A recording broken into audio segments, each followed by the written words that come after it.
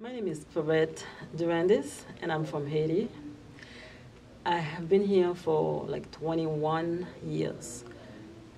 Um, I decided to leave my country because my high school sweetheart and I will get married. And then right after the marriage, he had his visa, a tourist visa, so he came to this country. And for 3 years after our marriage, we haven't seen each other. So I decided that I don't see my life without him. So I decided to come and be with him. But when I was thinking about all of this, I didn't know all the challenges that was waiting for me coming here. So when I came, I realized right away that it's not gonna be that easy. I don't speak the language. I'm not used to the weather, and I don't have any friends. And it was so hard.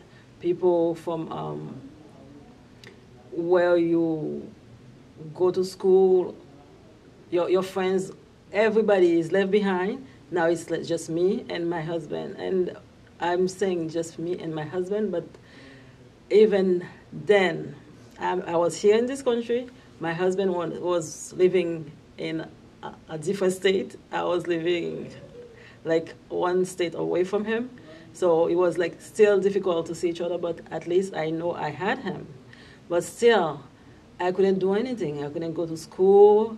I was scared because when I pick up the phone, in Haiti, when you go to school, you get this if you graduate high school, you have the chance to learn English and Spanish, and it was like mandatory. I thought I had a little English, but when I realized that my English wasn't that well prepared to live in this country, I started to withdraw even more. I was scared of even pick up the phone because I didn't want people not to understand me and stuff. Not only that, now that I don't have my paper, I cannot look for a job.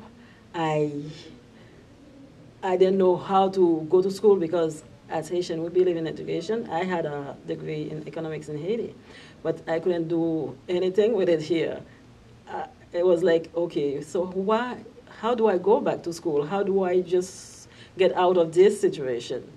And then I became pregnant right away and have a baby. Now I have to live for in this situation with a baby and all of these other issues going on in my head.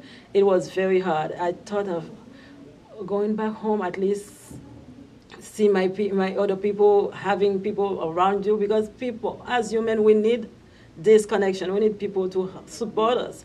But because of my situation, I was scared of telling others because I've seen what happened. People been looked down upon because of their immigration status.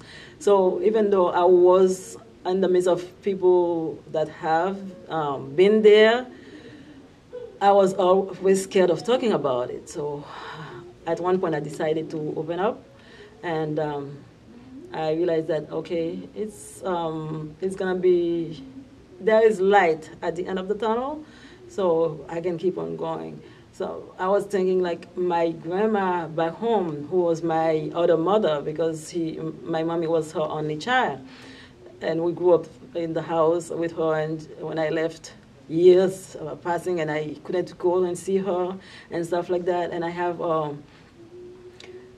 this feeling, emotion inside of me that wanted to see her. And then I heard that she was getting sick, and I didn't want her to die before I go there. And years are passing. I have another daughter. Both of them, I always talk to them about my grandma because she was my best friend. I was even closer to her than I was with my mom. And then to realize that she was getting sick and I didn't know what was going to happen. I was undocumented. I couldn't travel to see her. That was very hard on me. And when I finally get that paper, and I was so happy that I could now just plan to go there and be out of this jail situation that I was like, I felt like a prisoner before that.